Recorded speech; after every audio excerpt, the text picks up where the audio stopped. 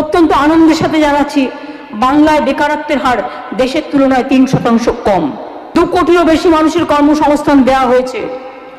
সারা রাজ্য জুড়ে অজস্র প্রজেক্টের কাজও চলছে, ফলে আরো লক্ষ লক্ষ কর্মীর প্রয়োজন হবে।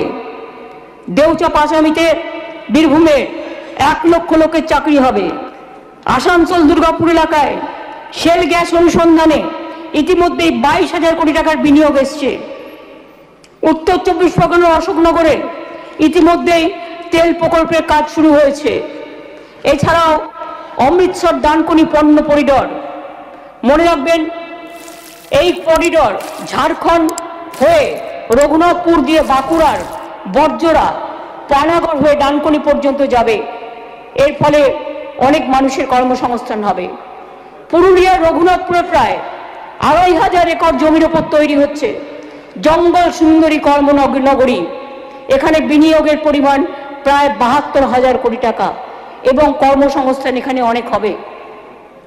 এছাড়াও আমরা জাতীয় সড়ক বরাবর, রাজ্য সড়ক বরাবর কতগুলো ইন্ডাস্ট্রিয়াল অ্যান্ড ইকোনমিক করিডর করতে চলেছি, যার মধ্যে আছে রঘুনাথপুর ডানকুনি হলদিয়া 398 kilometre, Dankuni Kalyani 43 kilometre, Dankuni Kharagpur 160 kilometre, Darjeeling মোড় হয়ে কুচবিহার 639 কিলোমিটার, খড়গপুর থেকে মোরগ্রাম 230 কিলোমিটার, এটা দ্বিতীয় পর্যায়ে হবে।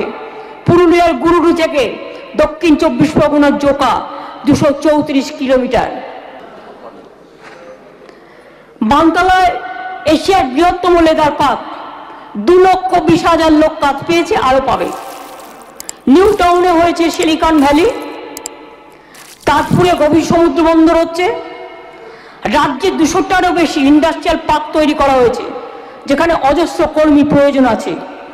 আইটি সেক্টরও লিডিং স্টেট, মনে রাখবেন 28,000 আইটি কোম্পানি এখানে কাজ করছে, 2800 আইটি কোম্পানি এখানে কাজ করছে। এসব কোম্পানিতে 2 লাখের বেশি প্রফেশনাল কাজ করছে। উৎকর্ষ বাংলার মাধ্যমেও 35 লক্ষ ছেলে মেয়েদের আমরা ইতিমধ্যেই ট্রেনিং দিয়েছি। এমএসএমইতে আমরা বেশি জোর দিয়েছি। এমএসএমইতে আমাদের প্রায় 1,30 লক্ষ লোকের বেশি কাজ করছেন। 90 লক্ষের বেশি এমএসএমই মানে স্মল স্কেল সেক্টর ক্লাস্টার আমরা তৈরি করেছি। তৈরি হয়েছে 602টি ক্লাস্টার। 2011 ছিল মাত্র 49টি, আমার তো 10 বছরে হয়ে গেল 602টি।